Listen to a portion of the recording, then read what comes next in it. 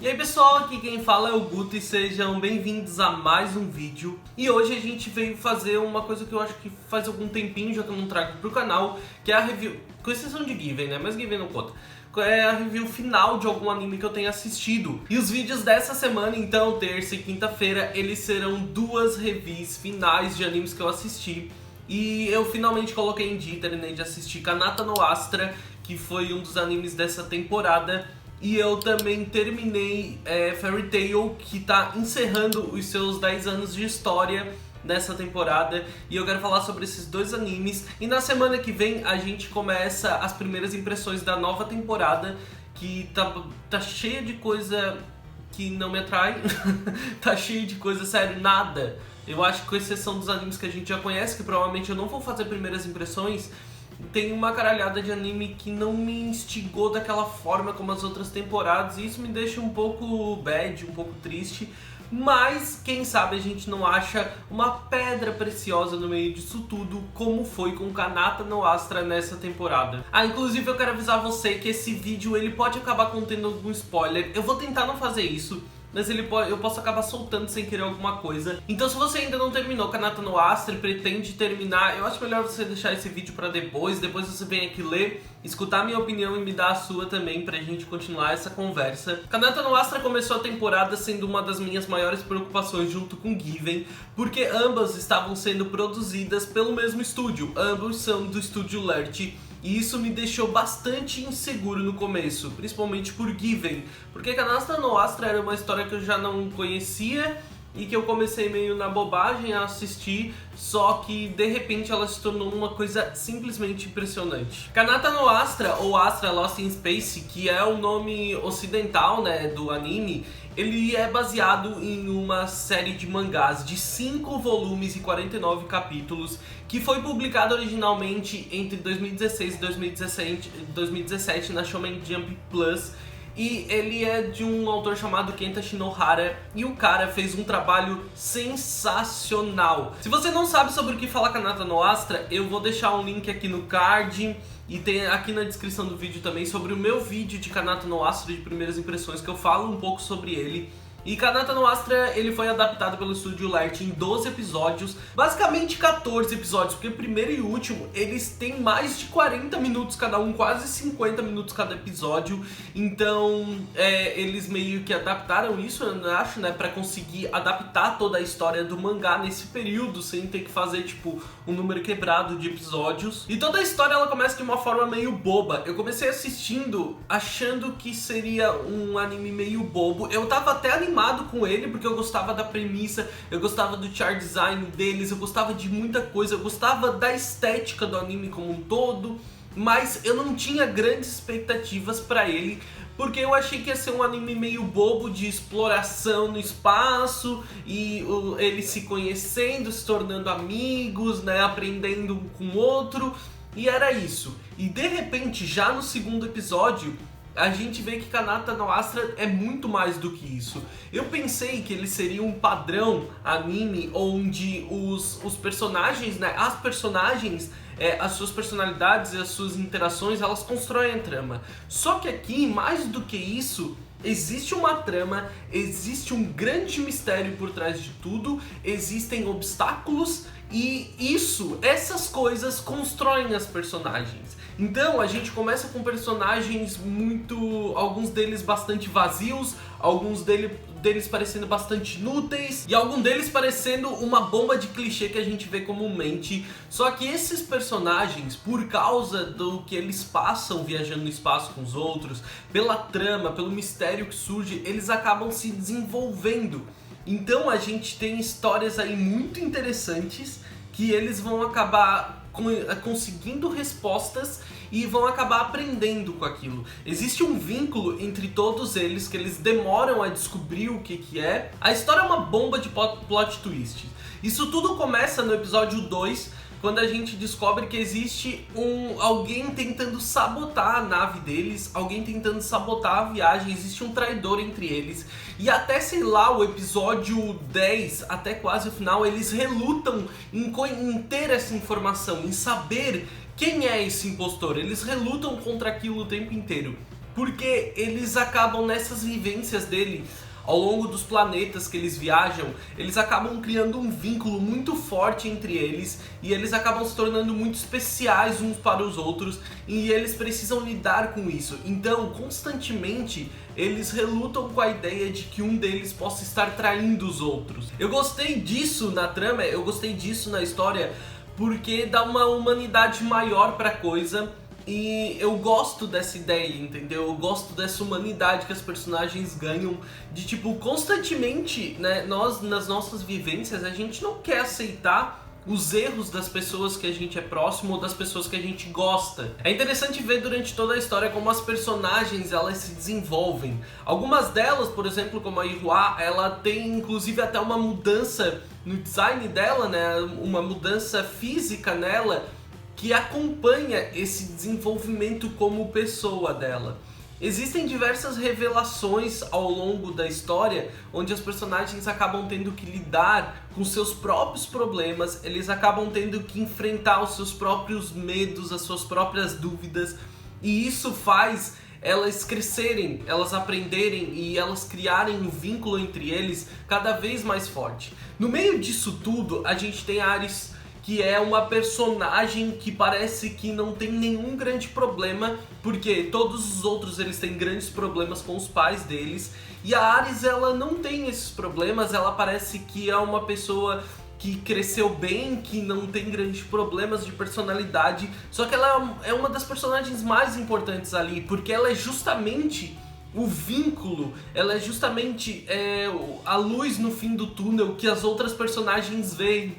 Porque sempre que essa bagunça começa, a Aris, ela tem esperança, ela confia nas pessoas e isso acaba servindo como impulso para que, ao invés de acabarem decaindo, caindo no fundo do poço por causa dos seus problemas, eles busquem algo que dê força a eles. E logo no primeiro episódio, quando as personagens juntas elas fazem uma corda aí com o corpo deles mesmos para salvarem o Kanata e a Aris, a gente vê que esse vínculo entre eles é muito importante e é isso que vai construir, vai dar força para eles chegarem para eles conseguirem voltar para casa. No episódio 9 a gente descobre que todos eles são clones e eles foram meio que criados e moldados à base dos seus originais, e é justamente por isso que a Aris, ela acaba sendo um diferencial entre eles. Ela não foi criada pela sua original,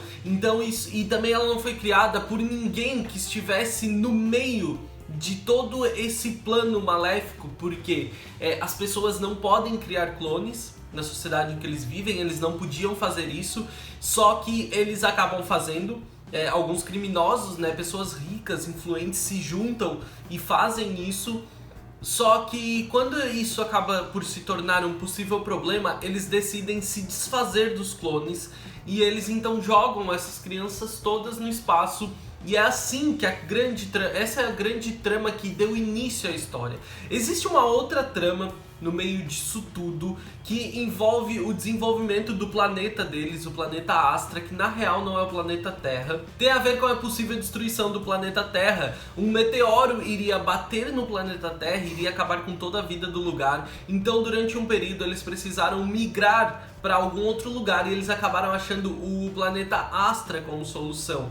Só que para lidar com essa nova vivência e para acabar com as confusões e grandes problemas entre a humanidade que essa migração causou, porque imagina você levar toda uma população de um planeta para outro lugar, é um novo território, é um novo lugar, então as brigas entre núcleos como religião, países, política, esse tipo de coisa, eles queriam ser dominantes no novo território, o que acabou criando uma nova guerra, uma grande confusão. Só que eles conseguiram lidar com aquilo e para chegar no novo planeta e não terem mais tanto esses problemas, eles se desfizeram dos dispositivos que levaram eles para esse outro planeta e tentaram esconder de toda forma a história e inclusive mudar ela. Algumas poucas pessoas ainda conhecem a história original e isso acaba vindo à tona quando eles encontram uma mulher que vivia no planeta Terra e acabou vindo parar em um outro planeta no qual eles acabam descendo.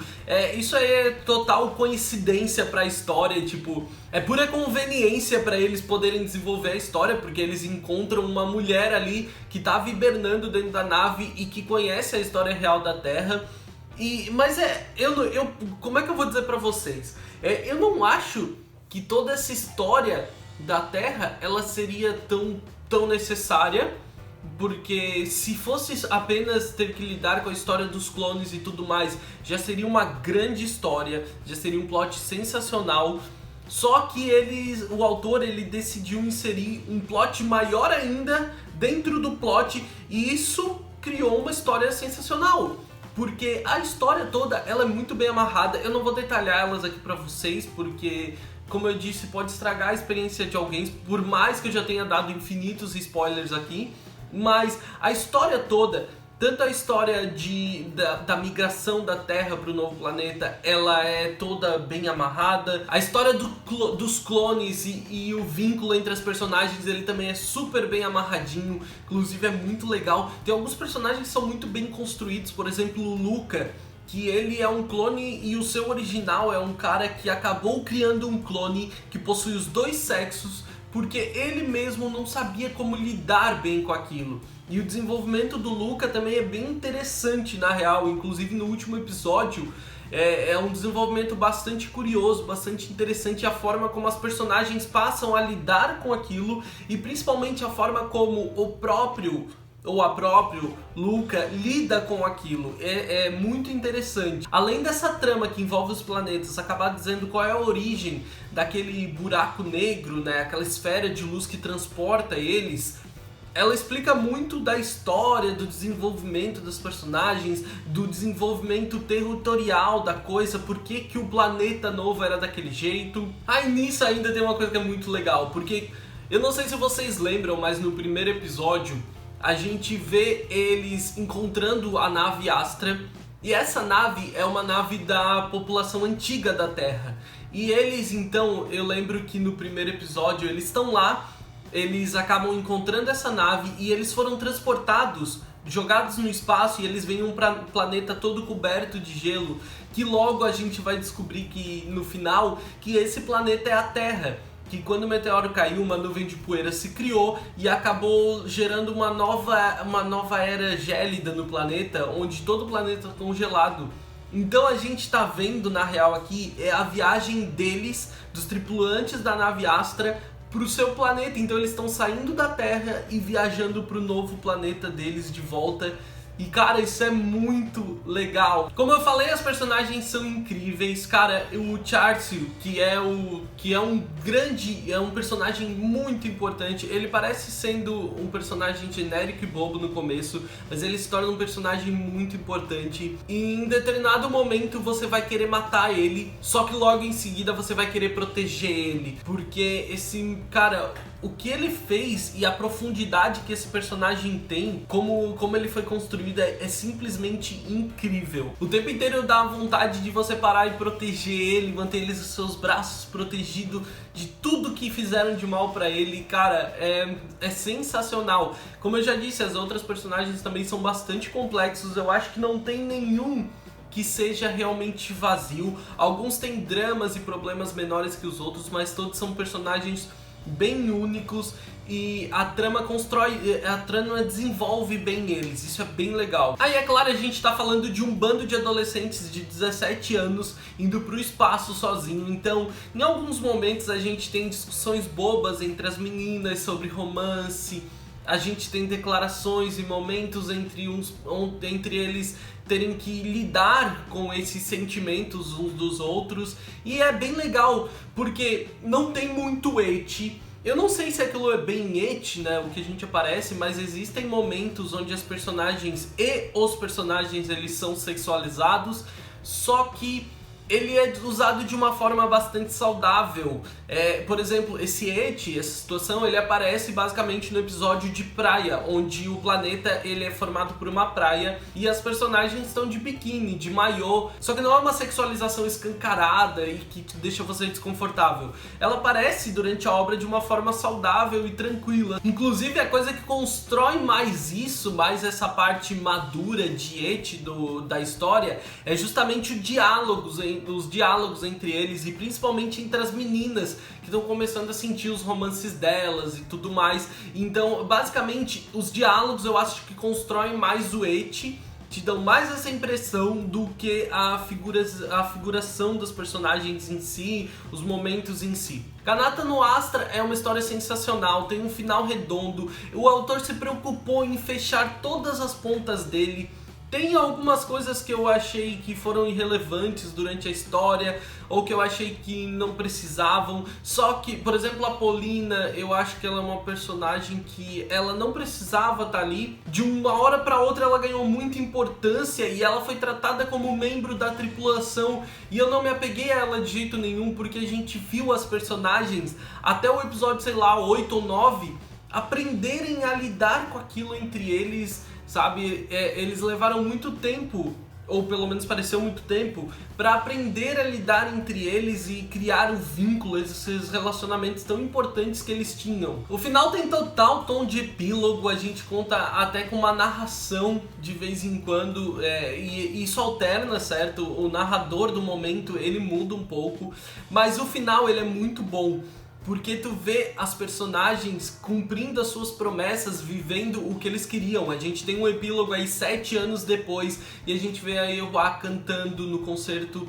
A gente vê então, tem o Luca, a Aris, a Kiteri, a Funisha, eles estão lá assistindo ela. Só que no mesmo dia acaba tendo que o Astra finalmente vai viajar na nave que ele tinha jurado que ele iria comprar e iria viajar por todo o espaço.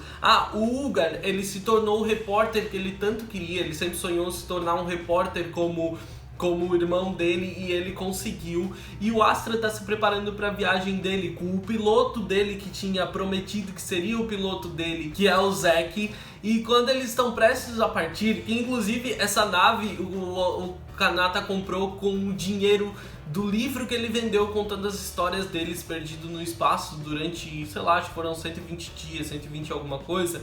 Durante esse tempo perdido no espaço, ele escreveu um livro e com o dinheiro desse livro ele conseguiu finalmente comprar a nave dele. Quando ele e o Zack estão prestes a partir, então, quem aparece é o Charcy.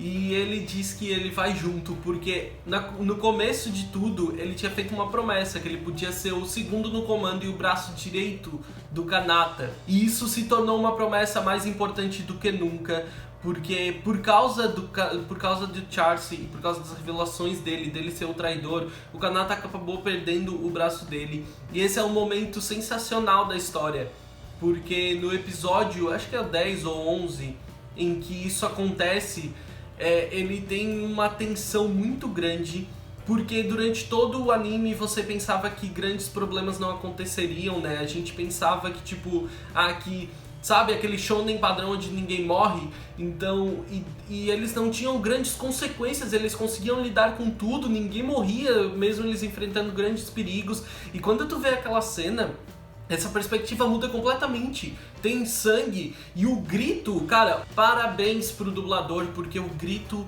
do protagonista nesse momento, o grito do Kanata, na hora que ele perde o braço, é sensacional. E por causa disso, então, o Charcy volta a viajar com eles, e existe até esse diálogo quando o Kanata perde o braço, e ele diz que o Charcy tinha prometido que seria o braço direito dele e que agora ele precisa cumprir essa promessa. Kanata no Astra é um anime sensacional, uma história brilhante. Ele consegue te deixar em tensão durante todos os episódios, todos os momentos. Porque a história que eles criam, o mistério que eles criam de um traidor, ele te consome ao longo de todos os episódios e os personagens precisam lidar com aquilo e tu tem que lidar com aquilo também, porque uma coisa que é muito importante, tu vai te apegar a todos os tripulantes da nave, tu vai te apegar a todos os personagens e tu vai te tornar parte daquela família. Isso é sensacional. Tu te torna parte da família de Kanata no Astra e tu não quer que nenhum deles seja o traidor, tu não consegue aceitar essa ideia. E quando isso é revelado, a gente vê que existe muito mais por trás daquilo, a gente vê que o traidor tá levando aquilo por causa de problemas pessoais dele. E a gente vê que quando essa trama é resolvida, a gente tem uma nova trama, um novo mistério. Então o autor, ele é sensacional em te deixar envolvido em um mistério constantemente. Tudo isso é ajudado, tudo isso é facilitado pela trilha sonora de Kanata no Asta. Outro dia eu me peguei assistindo a trilha, escutando, né, no YouTube a trilha sonora deles. E o encerramento da Riko Azuna, meu, é brilhante, brilhante. Inclusive tem no iTunes, eu não sei se no Spotify, mas tem no iTunes. Eu já salvei a abertura e o encerramento. E cara, pra mim o encerramento de Kanata no Asta é sensacional. E fica aqui pra vocês a minha indicação: assistam Kanata no Asta se você não viu. Eu agora tô querendo ir atrás da obra original, tô querendo ler o mangá. Deixa aqui nos comentários a sua opinião sobre Kanata no Asta, que ele, pra mim, com certeza, ele vai entrar no meu top 5 animes desse ano. Eu acho que esse top 5 animes, ele já tem 3 animes aí certos pra entrarem no top esse ano pra mim. E eu quero saber de você, o que você achou de Kanata no Asta? Você também se sente assim? Primeiro de tudo, parabéns ao Estúdio Lert, porque ele fez um trabalho muito bom, mesmo tendo 2 animes nessa temporada. E parabéns ao autor que ter construído uma história tão brilhante, uma história tão cheia de mistérios, mas com finais tão amarrados, porque é incrível. É incrível, eu achei sensacional a capacidade do autor de construir tantos plot twists, colocar um em cima do outro e não deixar pontas soltas. Isso pra mim é um trabalho maestral. Espero que você tenha gostado desse vídeo. Se você gostou, deixe seu like, porque o like ajuda muito o meu canal a crescer. O like ajuda esse vídeo a ser divulgado. Se você quiser conversar mais comigo sobre Kanata no Asta, outro anime qualquer, ou outro mangá, outra coisa BL, você dá uma passadinha lá na minha live. Eu tô online todos os dias, de segunda a sexta-feira, das 2 às 6 da tarde. Essa semana eu devo estar indo pra São Paulo no evento da Crunchyroll, então talvez a live não abra. E talvez quando esse vídeo sair eu já esteja a caminho. Mas se você for de São Paulo e de região, não deixe de dar uma passadinha lá, tá bom? Vai ser muito legal, a gente fala sobre Given lá. Se inscreve no canal se é novo por aqui, pra você ficar por dentro dos próximos vídeos. Ativa a notificação, porque o sininho da notificação, teoricamente o YouTube vai te avisar quando eu soltar vídeo novo. Pode ser que ele não faça, né? Mas é importante você fazer isso e ajuda muito o meu canal a crescer. Me segue nas redes sociais, eu sou @GutoNu no Twitter e no Instagram. E eu vejo vocês no próximo vídeo. Um grande beijo. Tchau, tchau!